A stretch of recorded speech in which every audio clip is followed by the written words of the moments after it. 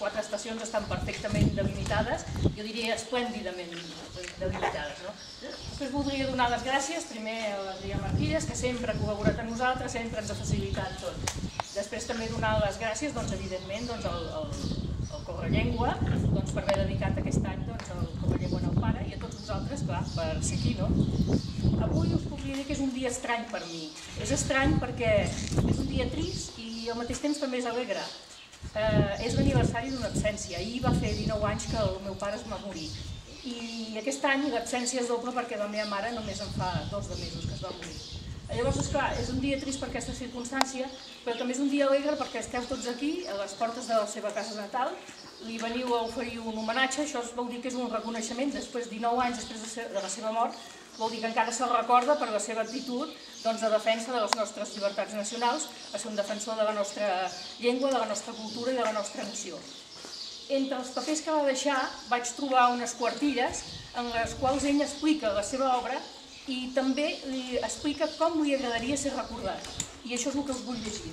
Diu: però m'importa d'afegir que si en el futur he de ser recordat, m'agradaria ser-ho no com un simple creador de mons imaginaris, de ficcions, sinó per damunt de tot, com un català, que en un moment de la història del seu país, aquell que li tocava viure, un moment tan difícil i propici a tots els abandons, va restar fidel a la seva terra i a la seva llengua, i com que no podia servir-la d'altra manera, ni tenia altres facultats, li donà unes dotzenes o uns centenars de criatures que eren, que són també d'aquí, i que fent això contribuïa a la continuïtat d'un fer cultural, a la prolongació d'un projecte que ens és propi i a donar fe d'una manera d'ésser i d'existir prou forta, prou plena de vitalitat, fins i tot prou exuberant per a permetre en el seu si la presència dels inconformistes que, com jo, voldrien revisar conceptes i estructures, no per vici ni afany de novetat, ans perquè l'home els fa mal i els fa mal la pàtria, i voldrien que uns i altres fossin millors, però ells mateixos sense perdre de personalitat, al contrari, amb una personalitat acrescuda, prou poderosa per a imposar-se, més que per la força o l'habilitat de maniobra, per la seva integritat i el valor indiscutible dels principis que tots hauríem de professar, llibertat i justícia en un món que ara per ara només manipula aquestes paraules que han deixat d'ésser, si ho foren algun cop, carn de la seva carn i sang de la seva sang. En la nostra condició de catalans, de poble tan repetidament maltractat pels atzars de la història, tots sabem que només hi ha una manera de ser lliure i de ser just, ser conscients de nosaltres mateixos i no permetre que mai se'ns arrabassi aquesta consciència, perquè l'home que es renega ja no és ningú per a decidir i les seves obres ja no li pertanyen. Ha perdut tot sentit de la responsabilitat. Per això, soc i vull seguir sent un escriptor català i en aquest concepte poso tot el meu orgull. Vull ser responsable i que la meva obra constructiva o destructora respongui per mi. Res més. Molt bé.